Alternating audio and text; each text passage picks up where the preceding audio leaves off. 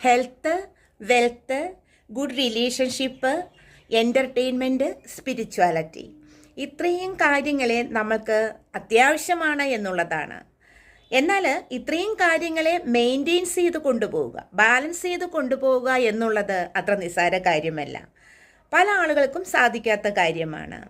Health ഇല്ലെങ്കിൽ നമുക്ക് ഒട്ടും മുന്നോട്ട് സഞ്ചരിക്കാൻ കഴിയില്ല. ഹെൽത്തിനേക്കാൾ ഇമ്പോർട്ടൻ്റ് ആണ് വെൽത്ത്. എന്നാൽ ഗുഡ് റിലേഷൻഷിപ്പ് നമ്മുടെ ഫാമിലിയിലായാലും ഫ്രണ്ട്സിൻ്റെ ഇടയിലായാലും മാരീഡ് ലൈഫിലായാലും ഗുഡ് റിലേഷൻഷിപ്പ് അത്യാവശ്യമാണ്. അതേപോലെ തന്നെയാണ് എൻ്റർടൈൻമെൻറ്റ്. വിനോദമില്ലാതെ ഒട്ടും പറ്റില്ല. മനസ്സ് ഹാഡായിരുന്നിട്ട് കാര്യമില്ല. മനസ്സൊന്ന് ഫ്ലെക്സിബിൾ ആവണമെങ്കിൽ നമുക്ക് എൻ്റർടൈൻമെൻറ്റ് വേണം. എന്നാൽ സ്പിരിച്വാലിറ്റി എന്ന് പറയുന്നത് നമ്മളെ എല്ലാത്തിലും കൊണ്ട് എത്തിക്കുന്നത് സ്പിരിച്വാലിറ്റിയാണ്.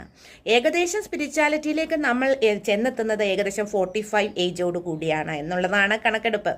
അതായത് ജീവിതത്തിലെ പല സ്ട്രഗിളിങ്സ്, ബുദ്ധിമുട്ടുകൾ, സങ്കടങ്ങൾ, നിരാശകൾ, ഇതിൽ നിന്നെല്ലാം നമ്മൾ ഉയർക്കൊണ്ട് നമ്മുടെ ജീവിതത്തെ ഒരു ലാസ്റ്റ് സ്റ്റേജിലേക്ക് നമ്മൾ കൊണ്ടുപോരുമ്പോഴാണ് നമ്മൾ അറിയുന്നത് ഏതൊക്കെ ലെസൺസാണ് നമ്മുടെ ജീവിതത്തിൽ നിന്ന് നമ്മുടെ അനുഭവങ്ങൾ നമ്മളെ പഠിപ്പിച്ചതെന്ന്.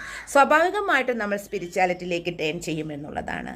അതാണ് പറഞ്ഞത്, health, wealth, entertainment, good relationship and spirituality. ഇത്രയും കാര്യങ്ങളെ ഉണ്ട്. എന്നാലും അത് ബാലൻസ് ചെയ്ത് മുന്നോട്ട് കൊണ്ടുപോകാൻ ചില ആളുകൾക്ക് മാത്രമാണ് കഴിയുകയുള്ളൂ.